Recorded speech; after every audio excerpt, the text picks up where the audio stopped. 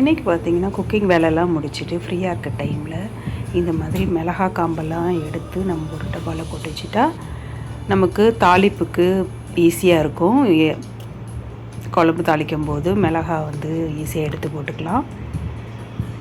Free டைமில் இந்த மாதிரி பண்ணி வச்சுக்கோங்க, டைமும் சேவ் ஆகும் உங்களுக்கு. மிளகா விதையும் கொஞ்சம் எடுத்து வச்சுருக்கேன், மாடியில் கொண்டு தொட்டியில் போடணும். எடுத்து வச்சாச்சு.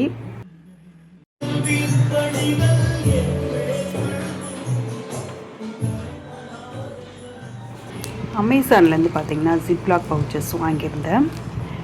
இது ஒரு பேக்கில் 10 பவுச்சஸ் வரும், ஜிப்லாக் கவர்ஸ்.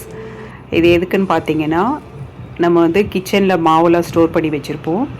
அந்த மாவு எக்ஸ்ட்ரா இருக்கிற நம்ம தானிய வகைகள்லாம் பூச்சி எறும்புலேருந்து சேவ் பண்ணுறதுக்கு ஒரு சூப்பரான கிச்சன் டிப்ஸ் சொல்கிறேன். இந்த மாதிரி ஜிப்லாக் கவர்ஸில் நம்ம எக்ஸ்ட்ரஸாக இருக்க மாவெல்லாம் நம்ம ஸ்டோர் பண்ணி ஃப்ரீசரில் ஸ்டோர் பண்ணி வைக்கலாம். இந்த யூஸ்ஃபுல்லான மெத்தடை நீங்களும் உங்கள் கிச்சனில் ட்ரை பண்ணி பாருங்கள். 2 கிலோ மாவு அளவுக்கு அதில் போட்டாச்சு. கோதுமை மாவு, இந்த மாதிரி பச்சை பயிறு அதெல்லாம் கொஞ்சம் இருந்தது எக்ஸ்ட்ரா, அதெல்லாம் ஒரு ஜிப்லாக் கவரில் போட்டுட்டேன். கேழ்வரகு மாவு, இந்த மாதிரி மாவெல்லாம் எக்ஸ்ட்ரா இருக்கிறதெல்லாம் ஃப்ரீசரில் ஸ்டோர் பண்ணி வைங்க. பூச்சி பிடிக்காமல் இருக்கும், எறும்பும் வராது. இந்த டிப் எங்கள் அக்காட்டேருந்து நான் கற்றுக்குறேன். இந்த வீடியோ உங்களுக்கு பிடிச்சிருந்தா லைக் பண்ணி நம்மளுடைய சேனலை சப்ஸ்கிரைப் பண்ணிக்கோங்க. தேங்க்ஸ் ஃபார் வாட்சிங்.